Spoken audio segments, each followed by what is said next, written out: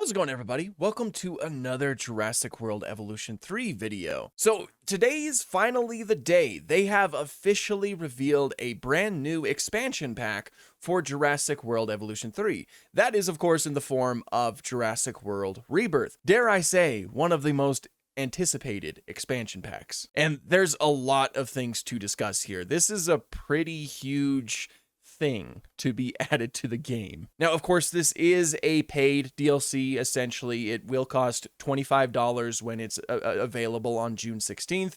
But like I said, there's a lot of things that are being added to this game. So without further ado, let's just get right into them. Now, I'll start off with all of the dinosaur related things. There will be some brand new creatures added to the game, as well as some skins for already existing creatures. We'll start off with the skins. Now, first and foremost, in the trailer, there were a couple new variants that were revealed. Of course, one of those being the Quetzalcoatlus. It obviously in the movie, it has a completely different model than it did from Jurassic World Dominion.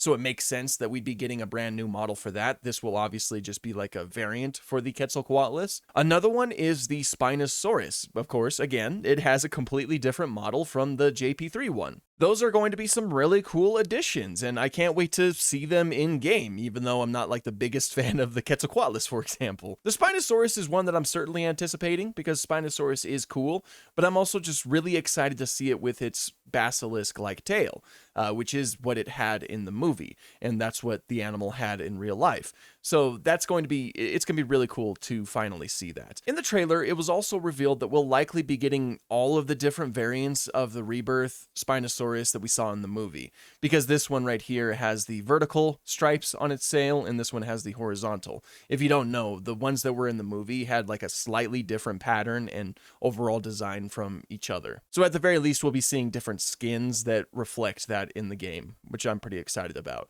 I also can't wait to potentially give these guys different colors in game, like just to see how it looks. It'd be really cool if we can give them like Jurassic Park 3 inspired colors. That would just be really neat. The same goes for the Quetzalcoatlus. I can't wait to give it some different colors to see how it turns out. And I'd imagine that we'd be getting new skins for other creatures like the Velociraptor and the T-Rex, who had brand new models in Rebirth. The one that I would very, very much like to see, and I hope we do see, is the variant of the T-Rex. I really love the way that it looks in Rebirth with all of that bulk and the really pronounced eyebrow ridges and the coloration. That's one that I just really can't wait to see. And I'd imagine that it will be added, considering the fact that they just revealed that T-Rex can now swim. Why else would you reveal something like that unless you were about to add the one T-Rex we saw swim in the franchise so far? So that covers it with the brand new skins. Obviously, there's new creatures being added to this game. There were quite a few new dinosaurs in the movie, so it only makes sense that we'll be seeing some of those fellas in the game.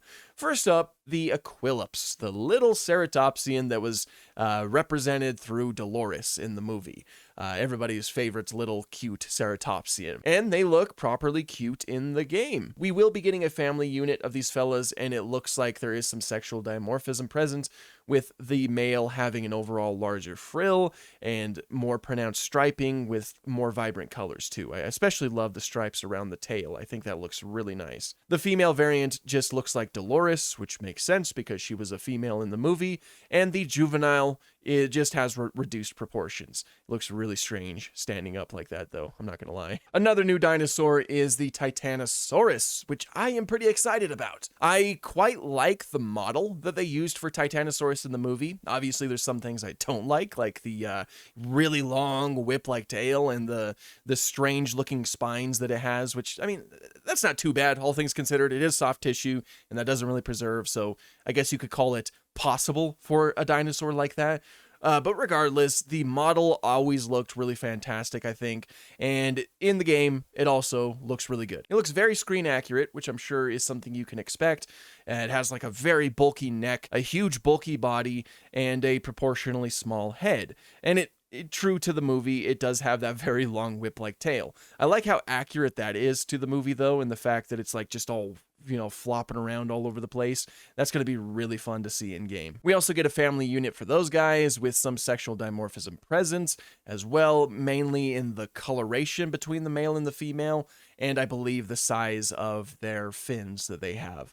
and the juvenile just looks like a Titanosaurus with reduced proportions. Very cool to finally have another Titanosaur. Even though Titanosaurus itself is potentially a dubious species, it's always a real treat to have another Titanosaur. I'll just call these guys Argentinosaurus in my head. And then there is the mutants slash hybrids, because one of them is a hybrid, that being the Mutodon. Let's talk about the Mutodon. It looks good in game. You know, it looks just like it did in the movie. It has the proportions down with those winged arms, with the membrane wings. It has like the raptor-like claws on its feet.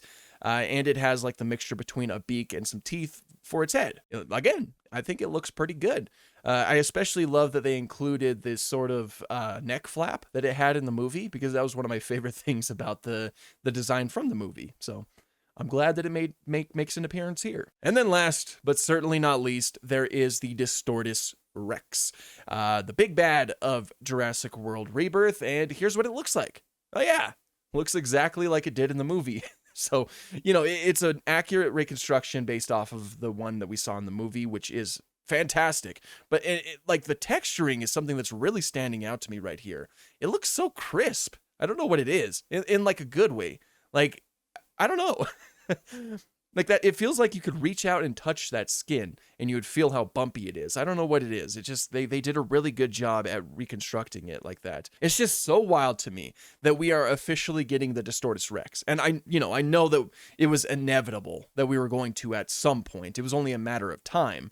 But it's just so interesting to actually see it officially confirmed, because the D-Rex is completely different from anything else that we have in the game. It is a 6-limbed animal, which is very different from any other tetrapod ever, you know. So it's already different in that way. It walks around on its knuckles with these huge arms, like these huge bulky arms with 2 smaller arms just on its chest. And you know, it's got like a reduced skull. It like kills things by like picking them up, I'm sure. It's a weird like quadrupedal carnivorous animal. So it's going to be so wild to see those new animations brought into the game. All of these new animations and new model for a single new creature, mind you. I'm sure modding is going to be crazy too after the inclusion of this fella. So I guess keep an eye out for that. Yeah, that is going to be an insane addition.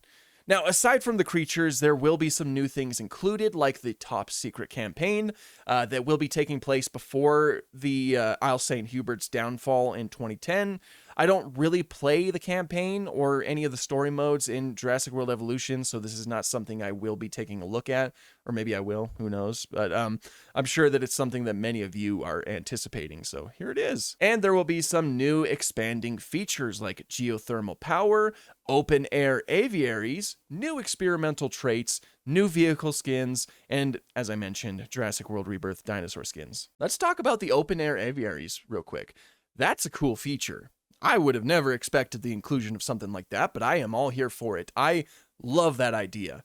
You could just like, you're walking around and you just see like a pterosaur flying around in the distance. Plus with the new like tools that you can use inside the aviaries, it's gonna be awesome. You can like make mountains and like canyons inside the aviaries while these pterosaurs are flying around. Aviaries are gonna look way better than they could before, and that's saying a lot because you could already make them look pretty decent. In the image, we actually have a Mutodon flying around, which is really cool. The Mutodons are also, I don't remember if I mentioned this, but they're also unique in the fact that they're going to be both terrestrial and they're gonna fly.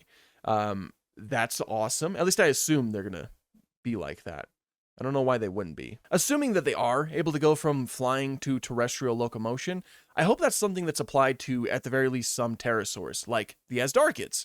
I would love to see Quetzalcoatlus chasing its prey down on foot, because that's exactly what it would do in real life. That's exactly how those larger giraffe-sized Asdarchids would hunt their prey. They were too big to maneuver effectively in the air, so they would have to land first and then chase down their prey. They were terrestrial predators, essentially. So I hope that's something that could potentially apply to pterosaurs. I don't know if it will, but you know, there is a small update happening to the Quetzalcoatlus, you know, with the new model, so fingers crossed, am I right? And of course, there will be some new scenery items, a ton of new buildable items, including some new statues.